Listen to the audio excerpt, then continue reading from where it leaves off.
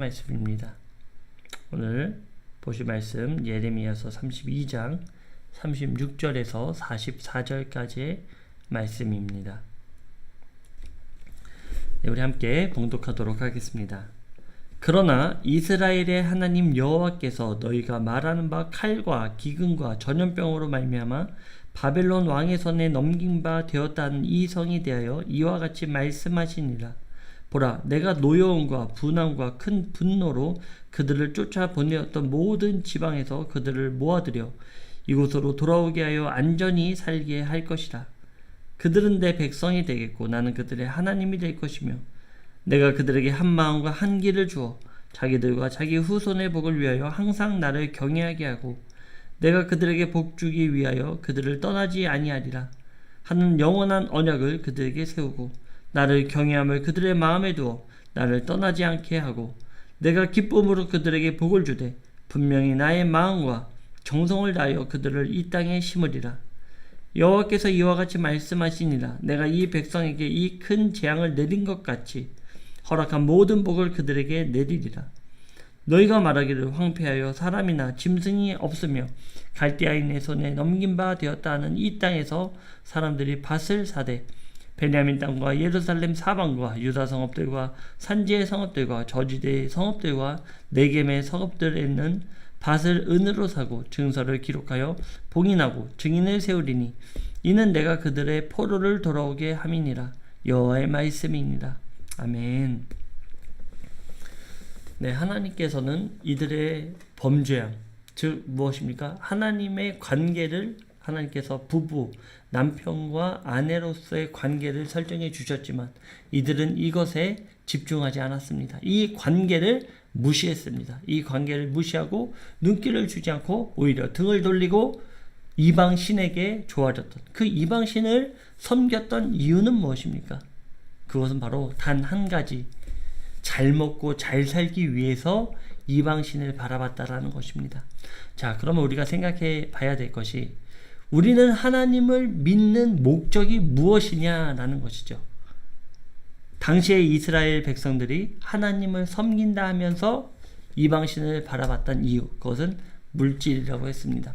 그렇다면 우리가 지금 하나님을 바라보는 목적은 무엇인가? 그것은 바로 하나님의 관계의 회복, 오직 그 단순한, 그 순수한 관계가 하나님께서 원하시는 관계라는 것이죠. 그것이 이방신을 따르지 않는다라는 우리의 그 증거입니다. 우리가 어떤 마음으로 하나님을 섬기고 있습니까? 나를 어떻게 잘 되게 해주시기 때문에 내가 아무 대책 없이 하나님께 맡겨드리면 모든 것을 해주시기 때문에 그것은 하나님이 원하시는 것이 아닙니다. 그냥 나의 순수한 목적이 오직 하나님의 관계, 하나님이 나의 아버지 되시고 하나님이 나의 주인 되심이 하나님께서 가장 원하시는 우리의 모습이라는 것이죠. 당시 이스라엘 백성들은 이 관계를 무시했기 때문에 이들은 징계를 받을 수밖에 없었습니다. 그 징계한 가운데 예레미야는 너무나 가슴이 아팠죠. 그래서 하나님은 모든 것이 가능하신 분이기 때문에 강권적으로 우리를 이끌어 가십시오. 강권적으로 우리를 붙잡아 주십시오. 우리의 마음을 하나님께로 온전히 나아갈 수 있게 해주십시오.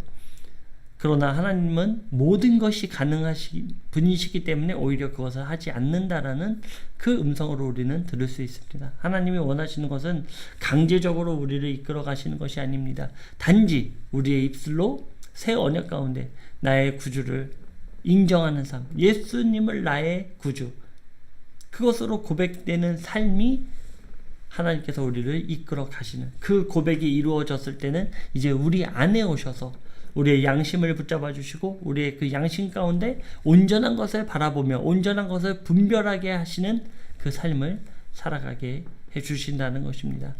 우리가 예수 그리스도로 한번 죽은 바 되었으면 이제는 그 안에 예수님으로 말미암아 사는 인생을 살아가게 될 것이고 이제는 분별하는 삶을 살게 될 것입니다. 이것이 바로 하나님께서 우리에게 가장 원하시는, 그리고 하나님의 징계의 때, 마지막 때가 가까이 왔다라는 것은 우리가 언제 알 수 있을까요? 성경에서도 보듯이 우리가 어저께 나눈 말씀 중에 34절에 보면 이런 말씀이 있습니다. 내 이름으로 일컫는 집에 자기들의 가증한 물건을 세워서 그 집을 더럽게 하며. 자, 하나님이 거하시는 하나님의 성소 가운데 멸망에 가증한 것이 선 것을 보면은 하나님의 징계의 때가, 그 징계가 가까이 왔다, 이제 임박했다라는 것을 우리가 알 수 있다는 것이죠. 예수님께서도 말씀하셨습니다. 멸망에 가증한 것이 거룩한 것의 선걸 보거든 너희들은 도망해라. 그때인 줄 알아라. 바로 예수님께서 우리에게 기준을 세워주신 것입니다. 거룩한 곳은 어딜까요? 바로 하나님이 거하시는 하나님의 성전입니다. 하나님의 성전 가운데 더러운 사단이 쓰는 걸 본다면 우리가 그때인 줄 알아야 될 것입니다. 바로 루시엘이 그런 일들을 했다라는 것이죠. 하나님의 성전, 하나님의 거룩한 장소에 자신의 위치, 자신의 보좌를 올리려고 했던 그때 하나님께서는 징계하셨습니다. 사단은 그러한 일들을 이 세상 가운데 똑같이 하고 있습니다. 자신의 보좌를 예수님의 보좌로 높이려고 하고, 자신의 보좌를 이제 하나님의 거룩한 성전에 들어가서 자신이 마치 하나님인 것처럼, 그래서 우리가 거짓 그리스도, 적 그리스도라고 하는 것입니다. 하나님을 따르려고 하지만 결코 그렇게 될 수 없는 존재들이 바로 그 사단이라는 것을 우리가 명심해야 될 것입니다. 그렇기 때문에 우리는 물질을 쫓아가는 삶, 그 삶이 아닌 온전하게 하나님을 바라보는 삶으로, 나에게 그 모든 것이 없다고 한들 하나님과 나의 관계는 끊어지지 않습니다. 그 하나님이 나와 함께 한다는 것, 하나님이 나와 동행하는 삶이 우리 가운데 가장 귀한 삶입니다. 이것을 강구하십시오. 이것을 추구하십시오. 그렇다면 하나님께서는 우리의 삶을 하나님의 그 나라까지, 하나님의 나라에서도 영원히 우리의 삶을 책임져 주실 것입니다. 36절입니다. 그러나 이스라엘의 하나님 여호와께서 너희가 말하는 바 칼과 기근과 전염병으로 말미암아 바벨론 왕의 손에 넘긴 바 되었다 하는 이 성에 대하여 이와 같이 말씀하시니라. 자, 재밌는 말씀이 있습니다. 여기서 보면은 여호와 하나님께서요, 너희가 말하는, 바로 이스라엘 백성들이 그렇게 말했다라는 것이죠. 너희들이 말하는 칼과 기근과 전염병으로 말미암아 바벨론 왕의 손에 넘긴 바 되었다는 이 성에 대하여 이같이 하나님께서 말씀해 주신다라는 것입니다. 하나님께서는 너희들은 지금 멸망을 바라보고 있지만, 너희들은 지금 모든 것이 끝났다라는 것을 바라보고 있지만, 하나님께서는 그 상황 가운데 너희들에게 이런 음성을 들려주겠다라는 것입니다. 모든 것이 끝났습니다. 모든 것이 이제 절망 가운데 할 수 있는 것이 아무것도 없습니다 하는 그때 하나님은 우리에게 음성을 들려주신다는 것입니다. 뭐라고 음성을 들려주십니까? 37절입니다. 보라, 내가 노여움과 분함과 그 분노로 그들을 쫓아보내었던 모든 지방에서 그들을 모아들여 이곳으로 돌아오게 하여 안전하게 살게 할 것이라. 아멘.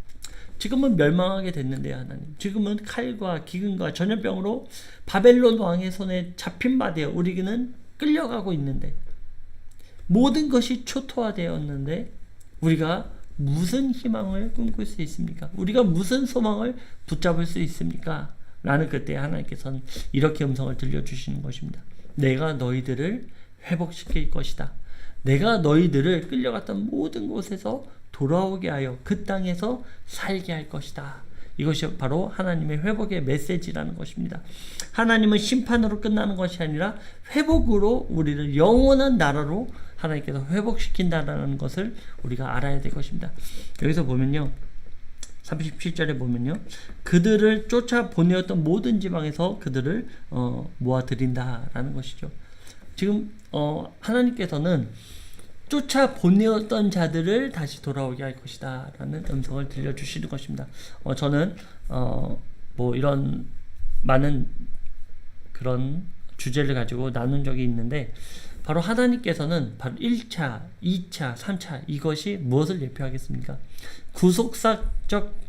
구속사로 본다면은 1차, 2차, 3차로 처음엔 귀족이요, 그리고 일반 필요한 사람들이요, 그리고 마지막에 그 환난을 벗어난 그 세 번의 하나님께서의 부르심이 있다라는 거예요. 우리가 그런 근거는 너무나도 많습니다. 그런데 이 예레미야서 가장 강력한 근거는 이 예레미야서의 3차에 거쳐 포로로 잡혀갔던 1차 포로, 2차 포로, 3차 포로. 그들은 끌려갔지만 근데 그 안에서는 어떻게 살았습니까? 대접을 받고 살았어요. 그 대표적인 예가 누구입니까? 다니엘입니다. 다니엘은 귀족으로서 1차 포로 때 끌려갔죠. 그런데 거기에서 어떻게 살았습니까? 귀족으로 살았습니다. 총리로 살았습니다.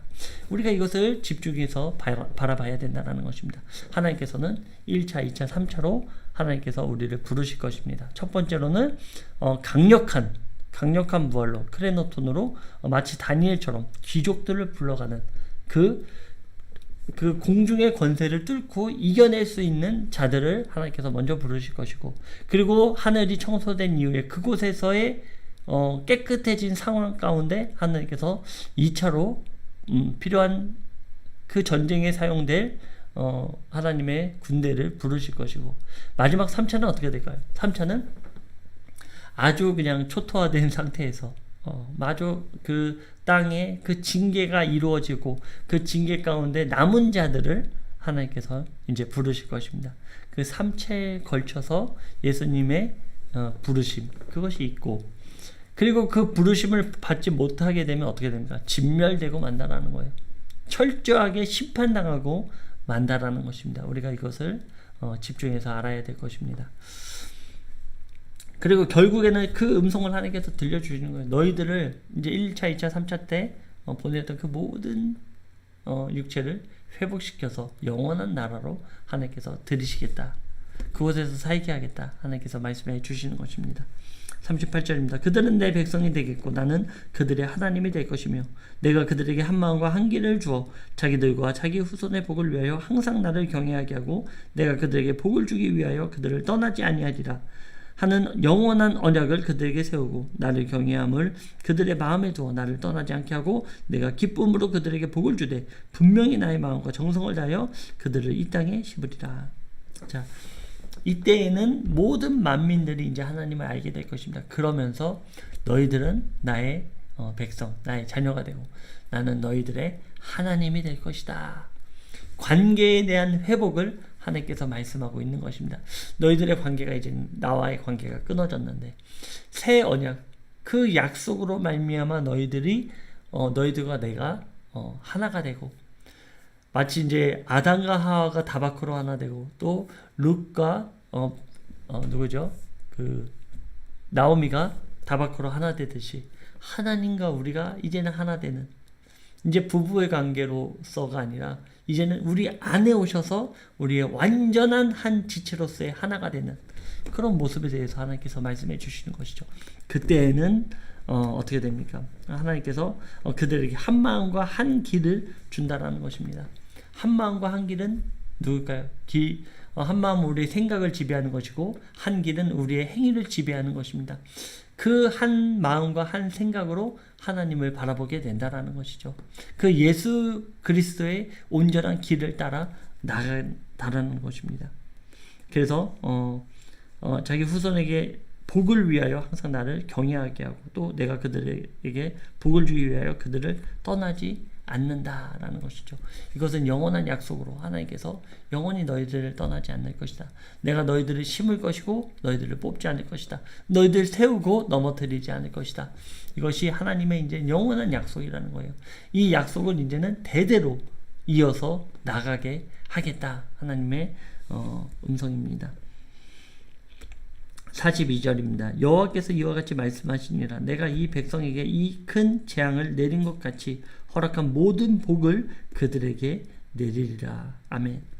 이제는 너희들이 본 모든 재앙이 내려졌지만 이 말씀에 기록한 모든 복을 이 관계가 회복된 가운데 너희들에게 이 복을 허락해 줄 것이다 라는 것이죠.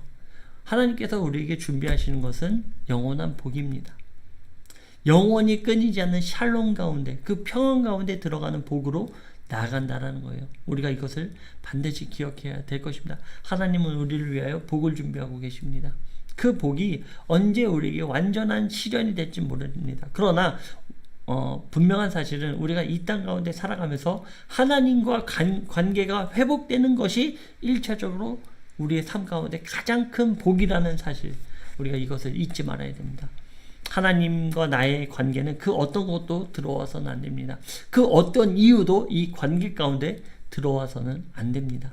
먼저 하나님과 나의 관계 가운데 나의 마음이 순수하게 주님을 바라보시기 바랍니다. 왜냐하면 하나님은 우리에게 그 모든 것을 요구하지 않고 순수하게 우리를 붙잡아 주시고 우리를 사랑해 주시기 때문입니다. 43절입니다. 또 말합니다. 너희가 말하기를 황폐하여 사람이나 짐승이 없으며 갈대아인의 손에 넘긴 바 되었다는 이 땅에서 사람들이 밭을 사되, 자, 뭐라고 말합니까? 너희가 지금 바라보는, 너희가 지금 말하고 있다는 거예요. 뭐라고 말합니까? 황폐했다. 사람이나 짐승이 없으며 갈대아인의 손에 넘긴 바 되었다는 이 땅. 지금 보이는 것이 아무것도 없다는 것이죠. 황폐해져 있다라는 것이죠. 그러나 이 땅 가운데 하나님께서는 회복시키겠다. 지금 너희들이 바라봤을 때, 제가 어저께도 나눴는데요.